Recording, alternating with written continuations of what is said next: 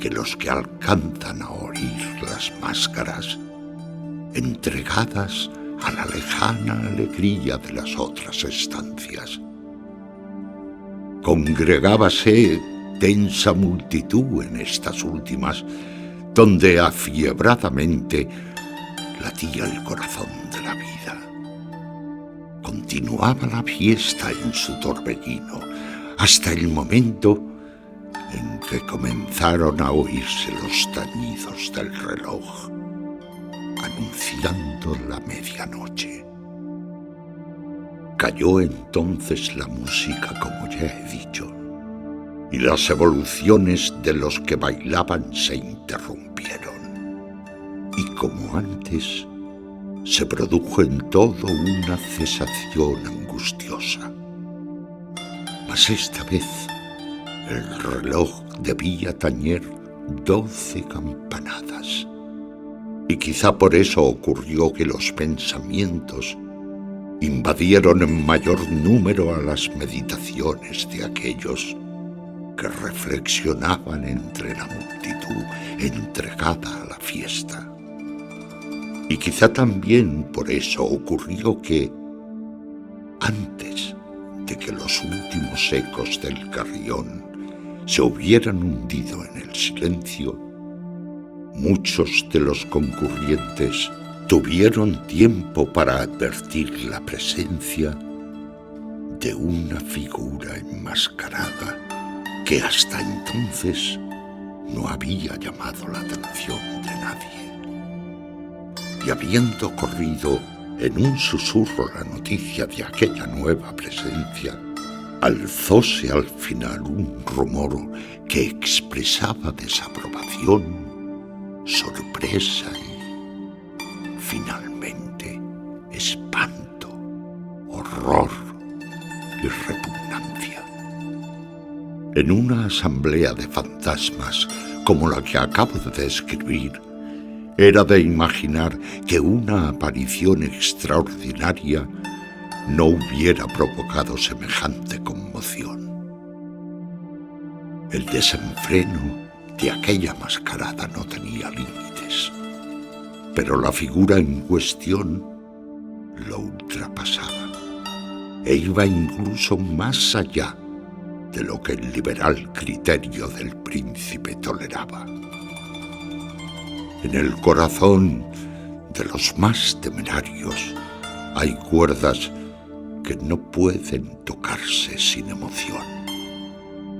Aún el más relajado de los seres, para quien la vida y la muerte son igualmente un juego, sabe que hay cosas con las cuales no se puede jugar.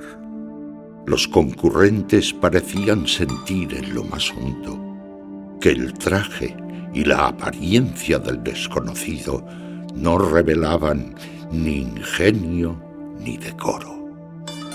Su figura, alta y flaca, estaba envuelta de la cabeza a los pies en una mortaja. La máscara que ocultaba el rostro se parecía de tal manera al semblante de un cadáver ya rígido que el escrutinio más detallado se habría visto en dificultades para descubrir el engaño. Cierto, aquella frenética concurrencia podía tolerar, si no aprobar, semejante disfraz. Pero el enmascarado se había atrevido a asumir las apariencias de la muerte roja. Su mortaja estaba salpicada de sangre y su amplia frente, así como el rostro, aparecían manchados por el horror escarlata. Cuando los ojos del príncipe Próspero cayeron sobre la espectral imagen, que ahora, con un movimiento lento y solemne, como para dar relieve a su papel, se paseaba entre los bailarines, convulsionóse en el primer momento con un estremecimiento de terror o de disgusto, pero inmediatamente su frente enrojeció de rabia. «¿Quién se atreve?», preguntó con voz ronca a los cortesanos que lo rodeaban. «¿Quién se atreve a insultarnos con esta burla blasfematoria? Apodérense de él y desenmascárenlo, para que sepamos a quién vamos a ahorcar al alba en las almenas». Al pronunciar estas palabras, el príncipe Próspero se hallaba en el aposento del este, el aposento azul. Sus acentos resonaron alta y claramente en las 7 estancias, pues el príncipe era hombre temerario y robusto, y la música acababa de cesar a una señal de su mano. Con un grupo de pálidos cortesanos a su lado, hallábase el príncipe en el aposento azul. Apenas hubo hablado, los presentes hicieron un movimiento en dirección al intruso, quien en ese instante se hallaba a su alcance y se acercaba al príncipe con paso sereno y cuidadoso.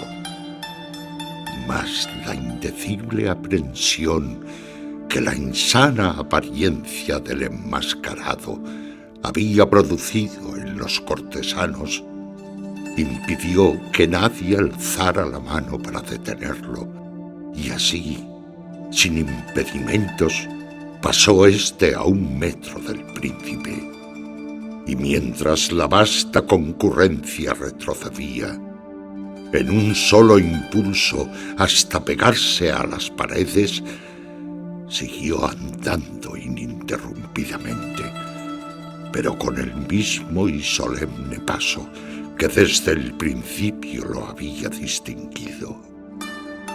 Y de la cámara azul pasó a la púrpura, de la púrpura a la verde, de la verde a la anaranjada, desde esta a la blanca y de allí a la violeta, antes de que nadie se hubiese decidido a detenerlo. Mas entonces el príncipe Próspero, enloquecido por la ira y la vergüenza de su momentánea cobardía, se lanzó a la carrera a través de los 6 aposentos sin que nadie lo siguiera por el mortal terror que a todos paralizaba. Puñal en mano, acercóse impetuosamente hasta llegar a 3 o 4 pasos de la figura que seguía alejándose cuando ésta, al alcanzar el extremo del aposento de terciopelo, se volvió de golpe y se enfrentó a su perseguidor. Oyóse un agudo grito mientras el puñal caía resplandeciente sobre la negra alfombra. Y el príncipe Próspero se desplomaba muerto.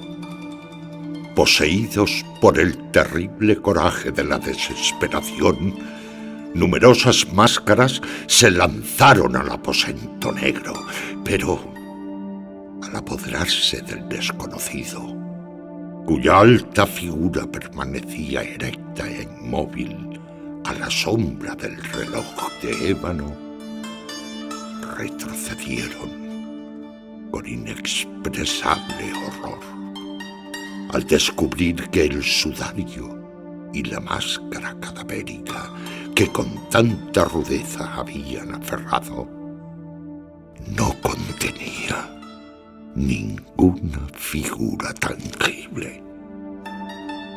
Y entonces reconocieron la presencia de la muerte roja.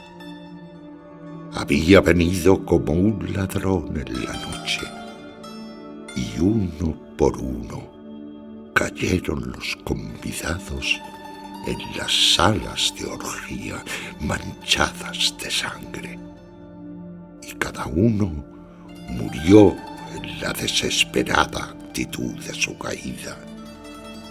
Y la vida del reloj de ébano se apagó con la del último de aquellos alegres seres. Y las llamas de los trípodes expiraron, y las tinieblas, y la corrupción, y la muerte roja lo dominaron todo.